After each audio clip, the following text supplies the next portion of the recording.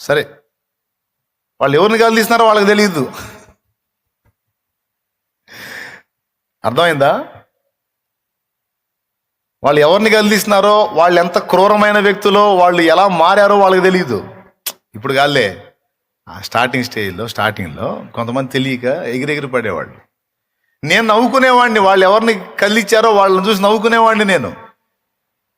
వాళ్ళు ఎవరు సామాన్యులు కాదు, నేర చరిత్ర కలిగిన వాళ్ళు, సైలెంట్గా శాల్తీల్ని గందరగోళం చేసిన వాళ్ళు. వాళ్ళని కదిలించు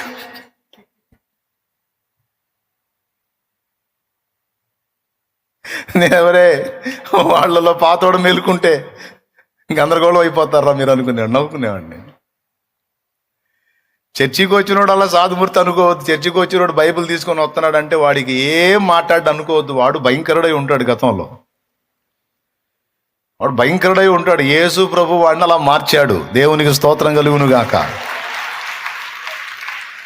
చాలా మందికి యేసు ప్రభు నమ్ముకున్నారు, చర్చికి బైబిల్ తీసుకొని పోతున్నారంటే తేలిగ్గా చూస్తారు. వాళ్ళల్లో పాతోడు పునరుద్ధానం చెందాడంటే ఇటు చేస్తాడు.